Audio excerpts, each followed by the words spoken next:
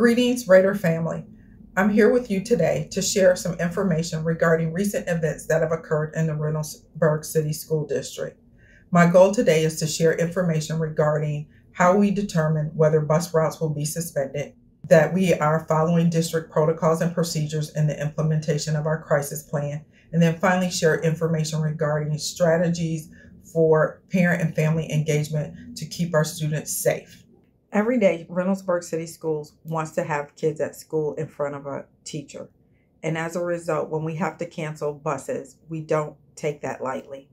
We run 370 routes every day, morning and afternoon. And then there are midday routes as well, over 5 tiers. We currently employ 45 drivers. We need 50 drivers. So if you know anyone who's interested in driving a bus, please tell them to contact our Human Resources office.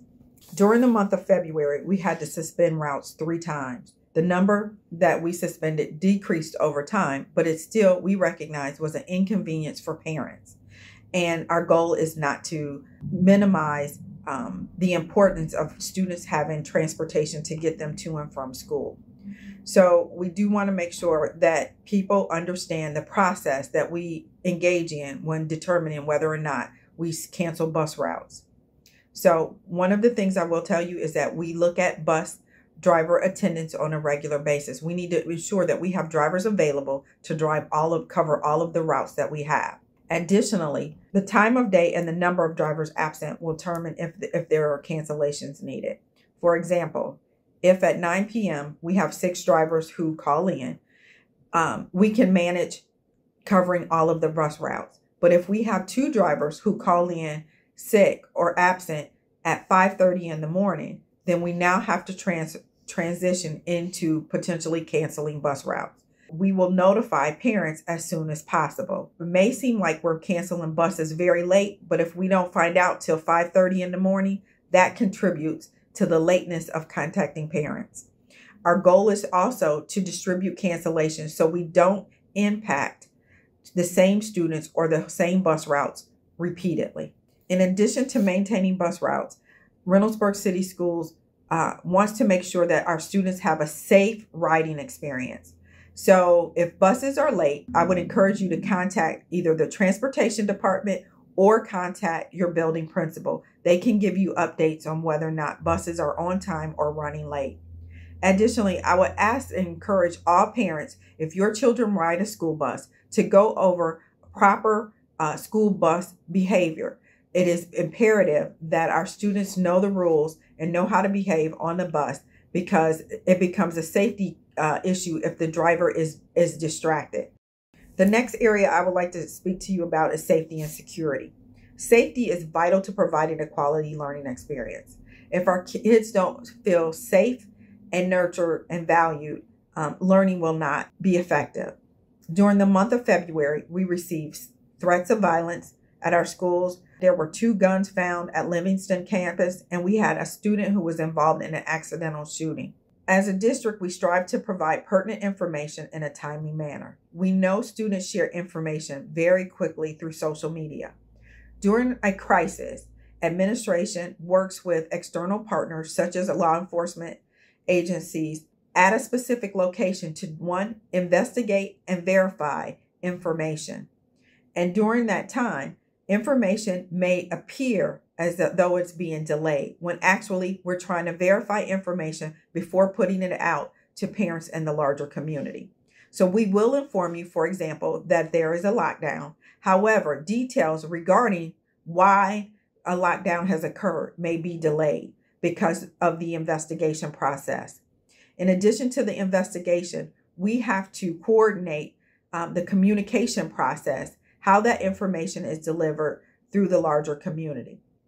As with the recent gun incident, police involvement and district personnel were not able to provide certain information right away. Our goal is not to compromise the police investigation on a situation such as this. What I'd like to do today is to ensure you that we're following processes and protocols to ensure our students are safe and that we're getting information out to you, accurate information, in a very timely manner.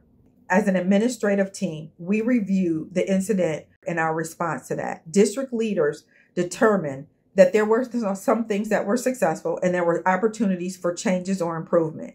Successes included all of our students were safe, teachers and other staff provided help where needed, and communication between agencies was successful. Opportunities for modification in processes and procedures included our pre-K communication plan, gaps in roles when staff are not available. For example, we have staff who are out on leave and their responsibilities have to be delegated to someone else. Finally, there will be follow-up conversations and planning with the Reynoldsburg Police Department to ensure that we tighten up and execute a little bit more proficiently during if there is a next crisis. Moving forward, as we look at strategies to mitigate and handle safety concerns, there are a few things that we do diligently. We build relationships with students and families so that they feel comfortable with sharing information. And that lends to the See Something, Say Something initiative. We have and continue to have safety drills. We currently exceed the number required by the state.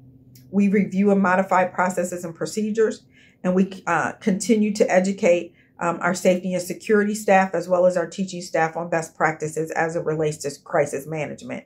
Finally, I would like to share with you a few resources that you might consider as a community for helping us keep our kids safe. The first is Ohio Safe Schools Tip Line, which provides students, teachers, and parents and school administrators with reports of potential threats of violence, suicide, or bullying. Next, we have Moms Demand Action, which is a public safety movement to protect people from gun violence. And then lastly, BeSmartForKids.org, which is a framework designed to help parents and adults normalize conversations about gun safety to help keep our children safe. I'd also like to share with you some upcoming events. On March 20th, 2023, that we will hold a community forum at the Summit Performing Arts Center from 6 to 7:30. We will be discussing and updating the community on our realignment efforts. There will also be a board meeting on March 21st. And then on March 22nd, we will have a virtual job fair for teacher applicants. As I conclude, I would like to say thank you to all of our Reynoldsburg City School staff, from our central office secretarial staff who stayed late to answer telephones, to our building principals and teachers who through these challenging times remain calm and focused on our children. I want to say thank you to our bus drivers who've picked up extra routes. I appreciate you and commend you. And for our paraprofessionals who have stepped in and filled in the gaps when necessary, when there wasn't a teacher or a principal around, I commend you as well. I want to say thank you, and I look forward to continuing to build relationships to ensure that all of the students of Reynoldsburg City Schools have a high quality educational experience in a safe and nurturing environment. Thank you.